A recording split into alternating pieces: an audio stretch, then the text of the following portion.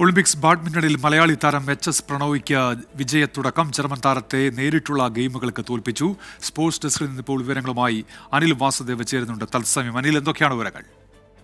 ഉന്മേഷ, അങ്ങനെ ഒളിമ്പിക്സിൽ പ്രണോയ്ക്കും വിജയത്തുടക്കം ലഭിച്ചിരിക്കുകയാണ്. പ്രണോയ് നേരിട്ടുള്ള ഗെയിമുകൾക്ക് ജർമ്മൻ താരത്തെയാണ് തോൽപ്പിച്ചത്. 21-18, 21-12 എന്ന സ്കോറിനാണ് പ്രണോയുടെ ജയം.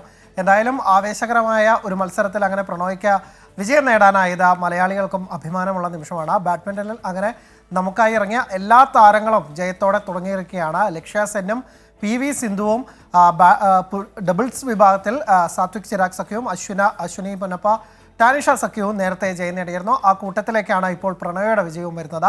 ആദ്യ സെറ്റ് ഗെയിമിൽ മാത്രമാണ് പ്രണോയ്ക്ക് ചെറിയ വെല്ലുവിളി നേരിടേണ്ടി വന്നത്.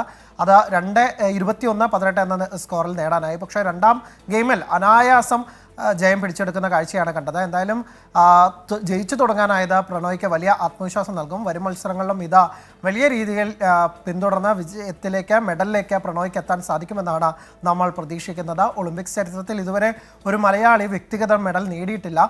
ശ്രീജേഷും മാനുവൽ ഫ്രെഡറിക്കും അടക്കമുള്ളവർ മുമ്പ് മെഡൽ നേടിയത് ടീം ഇനത്തിലാണ്. പക്ഷേ പ്രണോയ്ക്ക് ഇത്തവണ അത് സാധിക്കുമെന്നാണ് നമ്മൾ പ്രതീക്ഷിക്കുന്നത്. എന്തായാലും പ്രണോയ് ജയത്തോടെ തുടങ്ങി, അത് മെഡലിലേക്ക് നീളട്ടെ എന്ന് നമുക്ക് ആശിക്കാം. ഉന്മേഷ്. ശരി, അനിൽ വാസുദേവാണ് ഇപ്പോൾ സ്പോർട്സ് ഡെസ്കിൽ നിന്ന് വിവരങ്ങൾ നൽകിയത്.